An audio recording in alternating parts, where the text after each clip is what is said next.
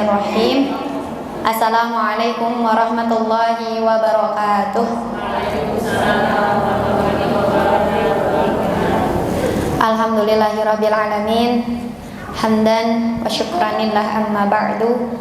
Asyhadu an la ilaha illallah wa asyhadu anna Muhammadar Rasulullah.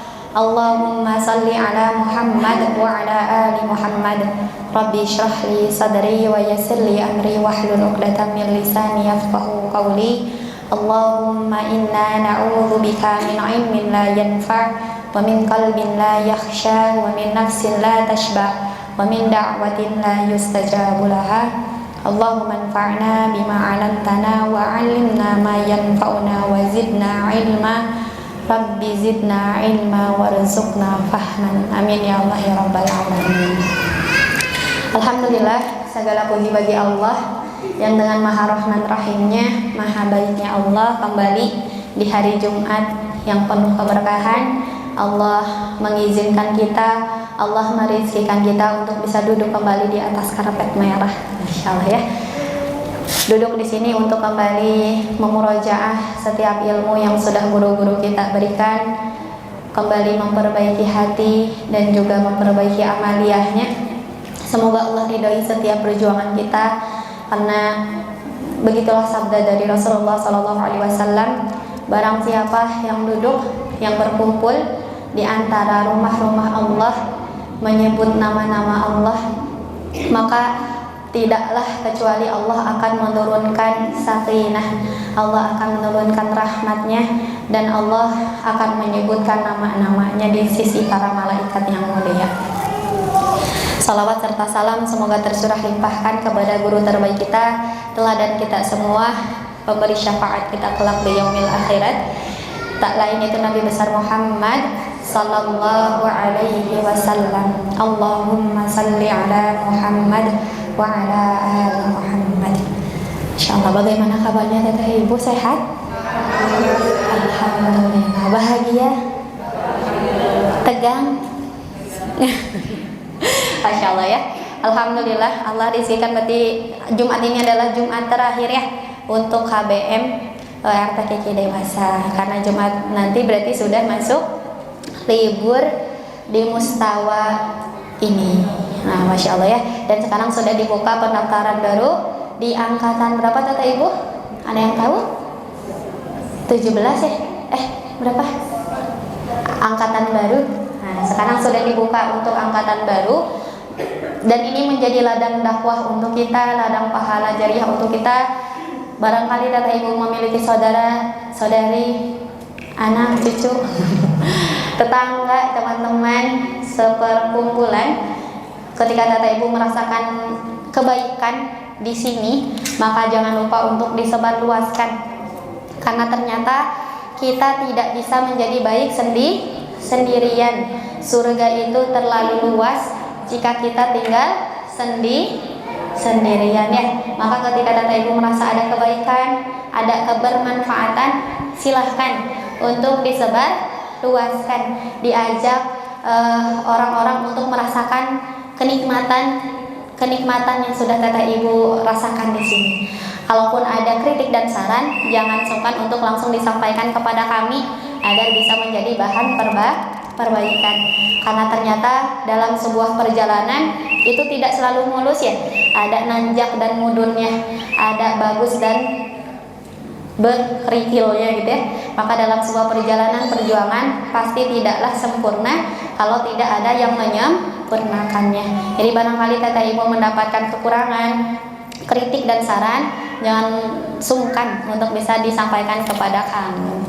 Seperti itu ya. Maka kami ingatkan kembali, kami mengajak, ayo diajak lagi teman-teman yang sudah lama off-nya, teman-teman yang sudah lama cutinya, ataupun tetangga-tetangganya, saudara-saudarinya yang belum merasakan kenikmatan seperti kenikmatan yang sedang Tata Ibu rasakan, maka berdoa kepada Allah semoga mereka mampu untuk diajak oleh Tata Ibu.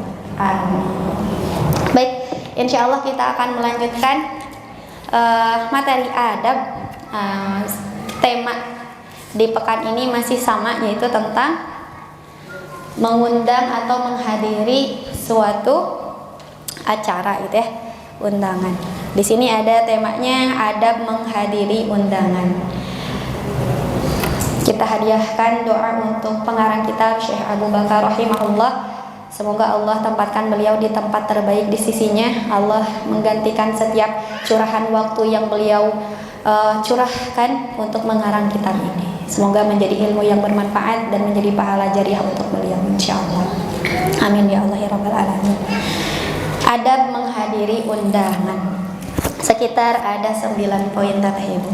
Yang pertama, hendaknya tidak terlambat datang dan juga tidak tergesa-gesa.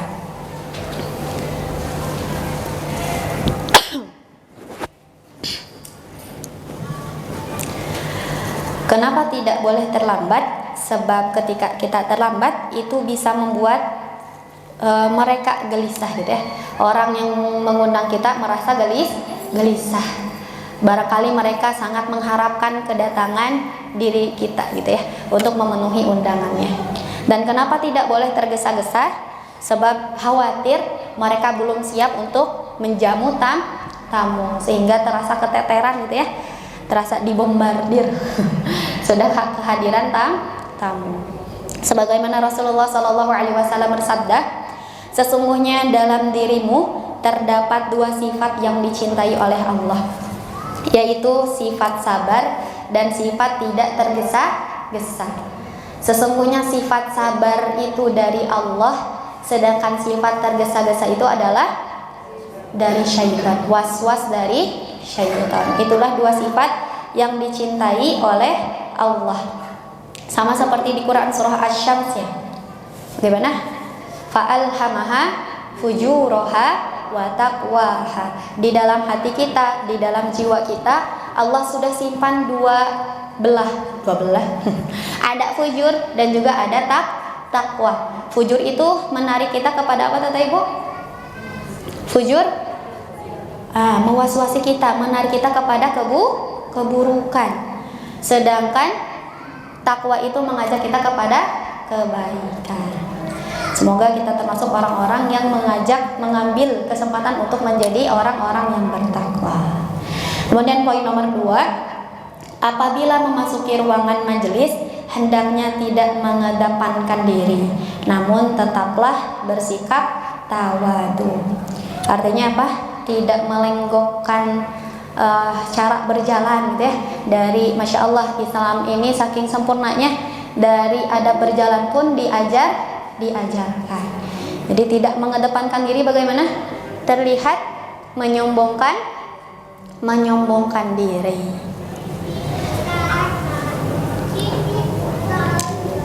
Lalu apabila tuan rumah mempersilahkan duduk di suatu tempat, maka duduklah di tempat yang sudah dipersilahkan. Jadi ini sudah pernah terbahas ya di adab yang terdahulu, bagaimana ketika kita bertamu ke rumah orang lain, maka sebelum dipersilahkan untuk masuk ke rumahnya, maka kita tidak diperkenankan untuk masuk. Dan ketika belum diperkenankan untuk duduk, jangan langsung duduk. Jadi menunggu instruksi dipersilahkan oleh tuan rumah, karena barangkali rumahnya belum terkondisikan ataupun di kursinya belum dipastikan apakah ada najis atau tidak, seperti itu ya. Jadi kita menjaga privasi dari para pemilik rumah. Begitupun ketika perang ketika Abu Dujanah berjalan dengan seperti orang sombong gitu ya. Di perang kenal Abu Dujanah Tete Ibu? Yang lupa lagi. Di perang Uhud atau apa? Ketika perang apa Bu? Uhud ya. Ketika Abu Dujanah tuh selalu memakai ikat kepala warna merah. Kemudian Abu Dujanah memakan satu buah kurma ya. Lalu kata Rasulullah, siapa yang berani masuk ke tengah-tengah musuh, maka Allah janjikan surga. Kurang lebih seperti itu.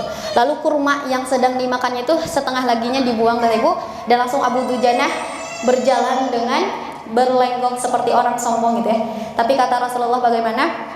Sesungguhnya jalan seperti itu tidak disukai oleh Allah kecuali pada hari ini, yaitu hari berperang gitu ya. Karena ketika peperangan tentunya kita harus menunjukkan kesatriaan, insyaallah sikap siap untuk berperang. Kalau berperangnya punten kata musuh teh ini macam mudah untuk ditaklukkan ya. Maka bagaimana ini mengajarkan kita harus melihat kondisinya ya. Siapa yang sedang kita hadapi. Karena kalau kita bersikap seperti itu tentunya mungkin tidak dihargai seperti itu. Wallahu a'lam. Kemudian poin nomor 3, hendaknya segera menghidangkan makanan untuk tamu. Ini pernah dibahas juga ya di pekan kemarinnya lagi kalau tidak salah. Ke tamu itu ahsannya tidak menawari gitu. Badai cai hangat, cai tiis, badai susu, badai ciherang. Ahsannya tidak ditawari gitu, tapi langsung dihidangkan. Hidangan apa yang ingin kita berikan, maka itu langsung dihidangkan, tidak ditanya dulu. Badai ngaleut naon atuh? Badai ngabaso, badai mie ayam. Nah, tidak, ahsannya tidak seperti itu. Kenapa? Karena tamunya pasti malu ya, kecuali kalau tamunya udah bestie. Abi mah yang baso jangar gitu. Kalau udah deket mungkin akan request, badai nasi padang abi mah nu aya. Bisa jadi seperti itu. Tapi kalau tamunya yang misal sekali atau 2 kali atau yang baru kenal pasti akan malu gitu. Jadi ahsannya apa yang ingin kita hidangkan langsung hidangkan tanpa menanyakan dulu. Seperti itu. Bagaimana hadis dari Rasulullah? Man kana yu'minu billahi wal yaumil akhir falyukrim dhaifah. Barang siapa yang beriman kepada Allah dan hari akhir, maka hendaklah dia memuliakan tamu. Ya, sebagaimana Nabi Ibrahim pun tidak bertanya ketika didatangi malaikat yang menyamar menjadi manusia ya, menjadi seorang laki-laki, tapi Nabi Ibrahim langsung pergi ke belakang rumahnya dan langsung menyembelih anak kambing. Tidak menawari mau kambing, mau sapi, mau unta. Tidak seperti itu ya. Karena khawatir merasa malu. Kemudian poin nomor 4, hendaknya tidak segera mengangkat makanan sebelum mereka benar-benar tidak mengambilnya atau mereka belum pulang gitu ya. Jadi ketika kita menghidangkan makanannya masih ada gitu ya, dan tamunya masih santai, masih merasa nyaman di rumah kita, ahsannya makanannya tidak terburu-buru diangkat. Makanannya tidak buru-buru dibereskan. Barangkali mereka mau menambah ketika kita keluar misalnya. Kayak gitu ya. Tapi adapun kalau misalnya makanannya memang sudah habis dimakan bersama-sama dan tempatnya kurang elok, kalau misalnya ada piring kotor di depan kita, maka ahsannya dibereskan gitu. Kamal adah, seperti kebiasaan kita. Kemudian poin nomor 5, hendaknya menghidangkan makanan untuk tamu itu secukupnya, tidak kurang dan juga tidak berlebihan. Karena kalau kurang berarti itu akan menodai kewibawaan kita ya. Ketika makanannya kurang maka itu bisa menodai kewibawaan kita, dan ketika berlebihan dalam menjamu tamu itu sikap memaksakan diri dan juga khawatir muncul rasa sombong gitu ya, bahwa aku bisa menghadirkan banyak makanan. Nah, jadi ketika menjamu tamu itu secukupnya, tidak kekurangan, karena itu bisa menodai kewibawaan kita, juga tidak berlebihan, karena itu bisa bisa memaksakan diri dan masuk kepada unsur pamer. Nah, itu kembali lagi kepada niat-niat kita teteh ibu ya. Misalnya lagi hajat nenek, kemarin hajat ya nek, masya Allah bagaimana nek? Cukup insya Allah. Alhamdulillah. Dulu di kampung ini pernah ada satu hajatan yang qadarullahnya tuh makanan nasinya gitu ya, rencang nama masih ada, tapi nasinya tuh keteteran gitu. Jadi bingung kan ya, masa undangan teh nggak makan. Jadi mereka terpaksa membeli ke Padang, sedangkan di Padang kan nggak bisa letteran ya, harus dipatok dengan dengan harganya kayak gitu. Jadi itu ketika kita menyiapkannya kurang, itu bisa menodai kewibawaan. Ning kitu teh nya suka itu mah. Nah, menghindari desas-desus seperti itu karena bisa menodai kewibawaan. Kemudian poin nomor 6, apabila seorang muslim menginap sebagai tamu di rumah seseorang, hendaknya tidak lebih dari 3 hari, kecuali kalau tuan rumah itu memaksa untuk tetap tinggal di rumahnya. Jadi minimal atau maksimal dalam menjamu tamu itu adalah tiga hari. Itu yang ditekankan oleh Rasulullah, bahwasanya menjamu tamu itu 3 hari. Untuk lebihnya itu adalah sedekah, tetap dihitung amal solih. Namun yang 3 hari ini lebih afdol, karena itu adalah perintah dari Rasulullah. Sedangkan lebih dari 3 hari itu, maka hukumnya sama seperti kebaikan-kebaikan yang lainnya. Kemudian poin nomor 7, hendaknya mengantarkan tamu ketika pulang hingga keluar rumah. Karena demikian itu amal kebiasaan para salafus shalih dan termasuk bagian dari memuliakan tamu yang diperintahkan oleh syariat. Itu poinnya apa? Mengantarkan tamu sampai keluar rumah ya. Ketika tamunya berpamitannya sambil duduk, maka kita duduk, dan ketika tamunya pulangnya berdiri, maka kita pun ikut berdiri dan menghantarkannya sampai pintu keluar, sehingga tamu merasa dihargai ya. Tidak seperti merasa datang tidak diundang, pulang tidak diantar gitu. Jadi minimal dihantarkan sampai pintu keluar. Adapun kita misalnya ada gerbang lagi di depannya, maka ahsan sampai gerbang keluar, sampai bayang-bayang tubuhnya hilang di mata kita. Itu lebih ahsan. Kemudian poin nomor 8, hendaknya tamu pulang dengan lapang dada. Berarti ini lebih ke tamunya ya. Hendaknya tamu pulang dengan lapang dada sekalipun ia merasa ada kekurangan dari tuan rumah. Karena yang demikian itu termasuk ciri husnul khuluq. Apa kata Ibu husnul khuluq? Akhlak yang baik ya. Karena siapapun orang-orang beriman yang memiliki husnul khuluq, maka kedudukannya bisa mencapai derajat orang yang rajin berpuasa dan orang yang rajin sholat malam. Insya Allah ya. Yani mendengar kajian dari Ustadz Umar Minta hafizahullah, satu saja yang perlu didapatkan atau perlu diamalkan oleh orang yang beriman, oleh orang yang mengaku di dalam hati-hatinya ada keimanan, itu yang pertama saja adalah apa? Memiliki akhlak yang baik. Ketika kita tidak bisa membuatnya bahagia, maka minimal jangan membuat dia bersedih. Ketika kita tidak bisa membantu meringankan bebannya, maka minimal tidak boleh menyulitkan kehidupannya. Seperti itu ya.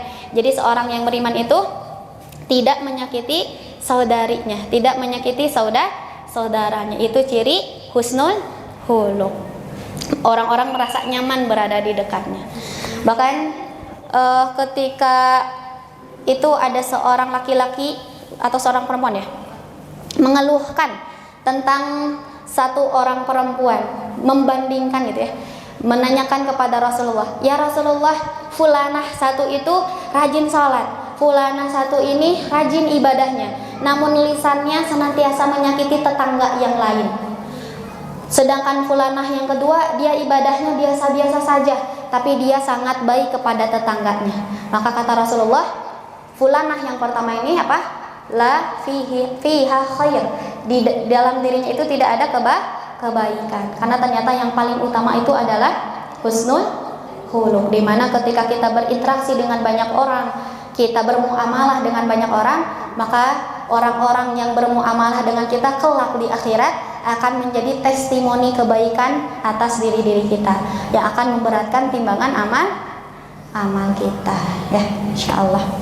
Kemudian terakhir, hendaknya setiap muslim mempunyai 3 ruang tidur. Ini sabdanya dari Rasulullah kata Ibu, dan tentunya ini disesuaikan dengan kebutuhan dan juga kemampuan. Bunyi hadisnya seperti ini. Firashun lirrajul wa firashun lil mar'ah wa firashun lidhaif warrabi' lisyaitan. Satu tempat tidur itu untuk suami, satu tempat tidur lagi untuk istri, dan satu lagi untuk tamu. Sedangkan yang keempat adalah untuk syaitan.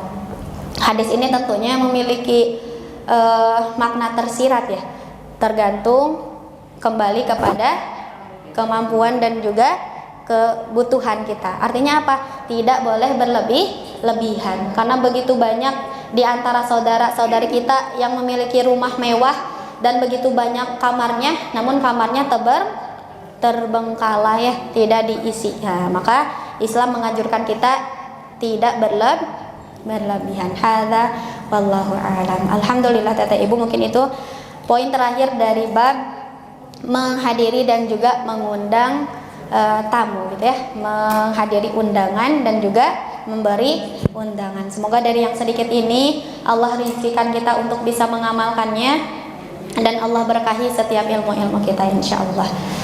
Baik Kata Ibu, di akhir Jumat ini mari kita sama-sama kembali lanjutkan doa. Semoga setiap hajat kita Allah kabulkan. Semoga Allah menguatkan hati-hati kita untuk senantiasa istiqomah di jalan kebaikan. Allah kuatkan hati-hati kita untuk tetap istiqomah sampai Allah istirahatkan insyaallah. Mari kita beristighfar bersama Kata Ibu. Astaghfirullahaladzim, Astaghfirullahaladzim, Astaghfirullahaladzim. Alladzi la ilaha illa huwar rahmanur rahim. La haula wa la quwwata illa billah. Allahumma salli ala Muhammad wa ala ali Muhammad. Allahumma salli ala Muhammad wa ala ali Muhammad. Allahumma salli ala Muhammad wa ala ali Muhammad. Allahumma inna nas'aluka bi anna lakal hamd la ilaha illa anta ya mannan badi'us samawati wal ard ya dzal jalali wal ikram ya hayyu ya qayyum bi rahmatika astaghits. Aslih li sya'ni kullah wa la takilni ila nafsi tarfata 'ain. Allahumma ghfir li wa liwalidayya warhamhuma kama rabbayani shaghira. Rabbana ighfir lana wa li ikhwanina alladhina sabaquna bil iman wa la taj'al fi qulubina ghillan lil ladzina amanu rabbana innaka ra'ufur rahim. Allahumma ati riqabana wa riqaba abaina wa ummahatina wa azwajina wa dhurriyyatina minan nar.